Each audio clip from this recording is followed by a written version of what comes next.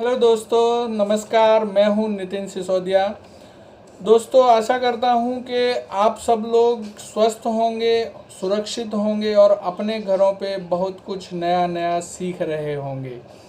दोस्तों, जैसा कि आपको पता है, अभी लॉकडाउन चल रहा है। आने वाले टाइम में क्या होने जा रहा है, क्या होगा, किसी को कुछ भी नहीं पता। बहुत सारे लोग चिंतित हैं अपने भविष्य को लेके कि आने वाले समय में हम क्या करेंगे।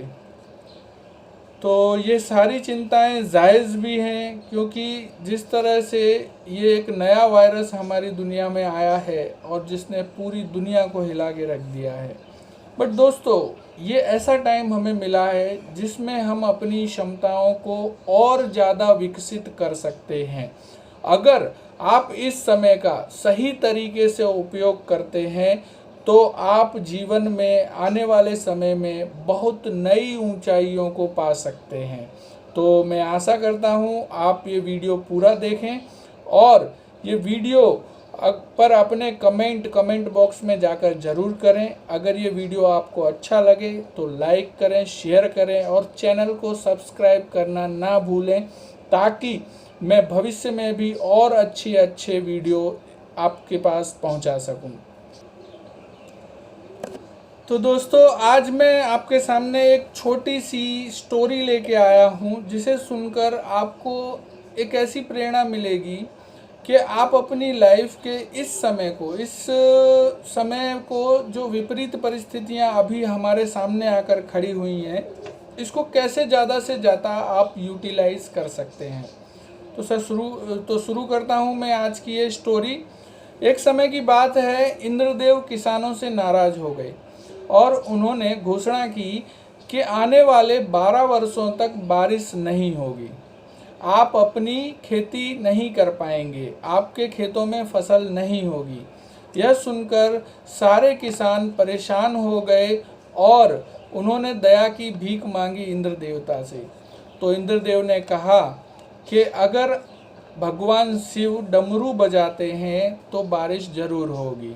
और दूसरी ओर उन्होंने भगवान शिव को सारी हकीकत बता के इस बात के लिए राजी कर लिया कि वे 12 वर्षों तक डमरू ना बजाएं। जब किसान कुछ नहीं कर सकते थे तो उन्होंने शिव जी के सामने आत्मसमर्पण कर दिया और भगवान शिव से बोले कि हे प्रभु, आप डमरू बजाइए तो बारिश होगी, जिससे हम अपने खेतों में फसल कर पाएंगे। लेकिन भगवान शिव ने साफ मना कर दिया कि मैं 12 वर्षों तक डमरू नहीं बजाऊंगा। अब किसानों के पास कोई चारा ही नहीं था। वो अपने गांव वापस आ गए और चिंतित रहने लगे कि अब क्या होगा, 12 वर्षों तक फसल नहीं होगी। बट उसमें एक किसान ऐसा भी था जो हर साल अपनी फसल, अपने खेतों की जुताई करता था, मरम्मत करता था, पाक रोपण करता था।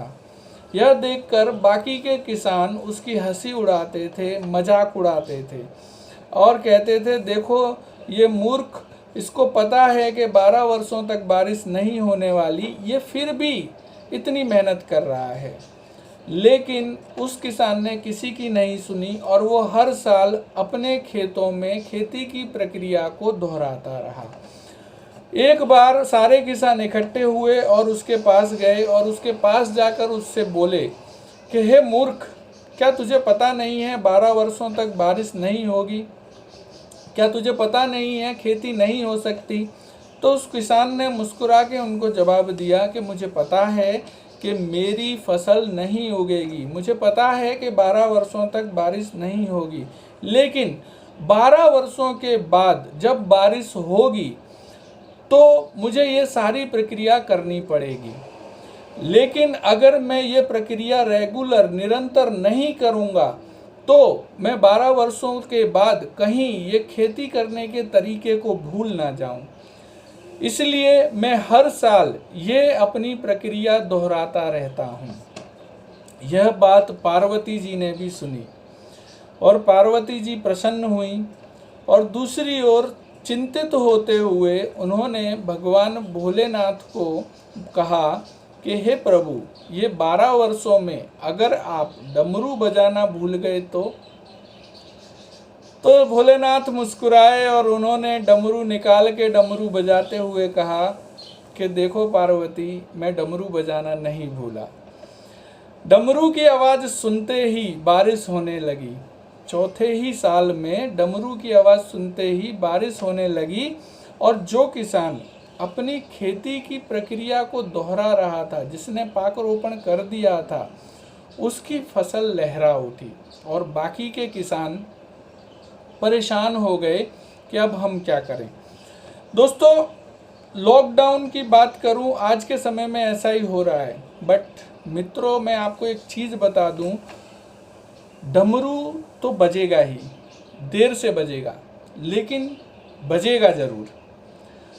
तो डमरू बजने का इंतज़ार ना करें, अपने प्रयासों को निरंतर रखें, अपने जीवन को नई नई चीज़ें सीख के अपने आप को उस काबिल रखें ताकि जिस दिन डमरू बजेगा आप में वही शक्ति रहे, आप में वही निरंतरता रहे। तो दोस्तों, निरंतर प्रयास अगर आप करेंगे तो आप अपने जीवन को हमें निरंतर प्रयास करना है, हमें निरंतर आगे बढ़ना है। उसके लिए हमें अपने ज्ञान रूपी खेत में हर रोज वही प्रक्रिया दोहरानी है जो उस किसान ने दोहराई थी। तो दोस्तों, आशा करता हूँ आपको आज की ये छोटी सी कहानी अच्छी लगी होगी, और अगर अच्छी लगी हो तो लाइक, शेयर, कमेंट करना ना भूलें और ये चैनल को सब्सक्राइब कर लें दोस्तों, ताकि मैं आगे भी आपके लिए इसी तरह की प्रेरणादायक कहानियाँ लेके आता रहूँ। Thank you so much.